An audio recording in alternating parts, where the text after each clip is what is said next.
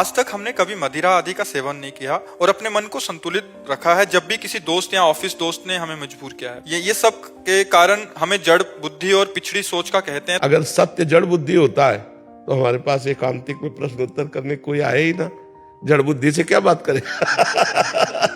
तो इसलिए हमें लगता है कि कोई हमें मूर्ख कहे या जड़ बुद्धि कहे या पुरानी रीति का कहे, तो हम ये कह रहे हैं कि अगर हमको कोई मूर्ख कहे, जड़ कहे और हम सही ढंग से चल रहे तो हमें हिलना नहीं चाहिए, हमें अपने मार्ग से हटना नहीं चाहिए, हमें बलवान होना चाहिए और बहुत सुंदर जीवन जाएगा यदि आप ऐसे चलोगे।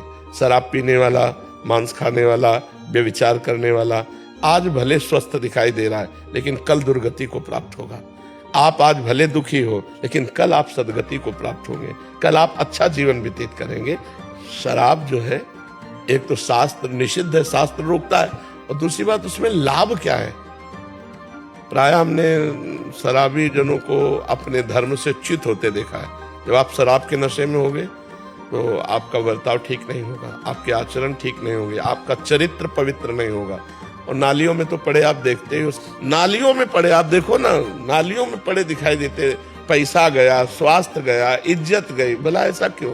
जब हमारे शास्त्र रोकते हैं तो शराब नहीं पीना चाहिए, और जब तक ब्याह ना हो तब तक ब्रह्मचर्य से रहो, ब्याह हो जाए तो एक पत्नी व्रत धारण करो। जी, रील के अंदर आप या बात तो आप ही कुछ दूसरा आता ही नहीं है, तो देखें क्या दूसरा। रील में आप ही आते हो कह रहे हैं। हाँ, भगवान की इच्छा है, भगवान ने ऐसी कृपा कर दिए कि समाज को मंगल में बनाना चाहते हैं, इसलिए वो कौन माने बच्चा साधु महात्मा की बात है, तो कौन माने आप बताओ। अपने बाप की तो कोई मानता नहीं, बाबा जी के कौन माने। ये तो भगवान की कृपा है कि लोग सुन रहे हैं और मान रहे हैं। लोग जो शराब पीते हैं, गंदे हरकतें करते हैं, एक दूसरे के चेहरे पर कालिक पोतते हैं, नालियों में ये हिरण्यकश्यप पक्ष के हैं। अब वो भी तो उत्सव बनावे, कैसे बनावे? तो वो नालियों में गोबर कीचड़, उसकी हिरण्यकश्यप पक्ष की पार्टी, और एक होती साधुता की पार्टी, एक दूसरे पे गुलाल लगाए, रामकृष्ण हरि बोले और बैठकर पद गायन किए और खूब गुझियां और मिठाई भोग लगा कि ठाकुर जी को, और पाए आनंद मनाए। तो हमारी समस्त देशवासियों से प्रार्थना है, कोई भी व्यसन न किया जाए। व्यसन उत्सव को खराब कर देता है, जैसे शराब है और भी हुक्का है, ड्रग्स है, कोई भी नशा मत करो। फ्रेश माइंड से भगवान का नाम जप करते हुए, पद गायन करते हुए होली का आनंद लो। नशे में होली का आनंद थोड़ी होता, नशे में तो मूढ़ता छा जाती है, मूढ़ता में आनंद कहाँ। जी, निंदा सुनने से कैसे बचें? बोलने पर तो हमारी गलती है, लेकिन सुनने से कैसे बचें? अब हमें कुछ नहीं सुनाई दे रहा, अगर थोड़ा भी सुनाई दे तो राधा राधा राधा राधा राधा। जब हरि गुरु या किसी संत समाज की किसी की निंदा होने लगे तो कान में अंगुली डालो जोर से और बस राधा राधा राधा, वहां से चल लो। और जी आजकल हर जगह ऐसा ही होता है, तो हर जगह कान में उंगली भी नहीं डाल जाए ही नहीं, क्यों जाए? क्लास में होते हैं प्रैक्टिकल, वैसे गंदी बातें करते हैं बच्चे साथ में, तो फिर सुन अपने मन से हटा देते हैं। हम अगर अपने मन से हटा देते, तुम सब बोलते रहो, हमें कोई फर्क नहीं पड़ेगा।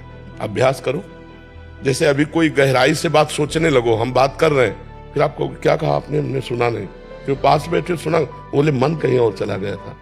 तो अगर मन हम प्रभु में लगाना सीख लें तो फिर सबकी बातें हमारे दिमाग में नहीं आएंगी। और जी अंदर का भी कोई सूत्र है जो कटिंग करें, अगर सुनने में आ गया और उसको बार बार हम कैसे कटिंग करें? हम तो इस भाव से करते हैं कि जैसे आप सामने से हमारे गुरु की, हमारे इष्ट की निंदा करें तो हम आपको इष्ट गुरु रूप ही देख लेंगे कि प्रभु आप चाहे जितना करो, हमारी निष्ठा को आप डिगा नहीं सकते। आप क्योंकि गुरु रूप देखो तो अखंड मंडलाकारम व्याप्तम चराचरम तत्पदम दर्शितम तस्मै श्री गुरुवे नमः, और इष्ट रूप देखो तो श्री राम में सब जग जानी, आप ही हो प्रभु।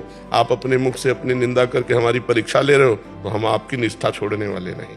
हम आप में दोष दर्शन ही नहीं करेंगे, क्योंकि आप निंदा कर रहे हो, हम आपकी निंदा करने लगे तो हम आप एक ही श्रेणी में खड़े हो गए। हम आपको इष्ट रूप देख करके हम उस बात को ही नष्ट कर देते हैं। अरे ये सूत्र सही है, क्योंकि कहीं ना कहीं देखने को, सुनने को कहाँ तक रोकते रहे महाराज जी, तो ये सूत्र बहुत अच्छा। मत्ता परतरम नान्यत किंचित अस्ति धनंजय, भगवान कहते मेरे सिवा कोई है ही नहीं।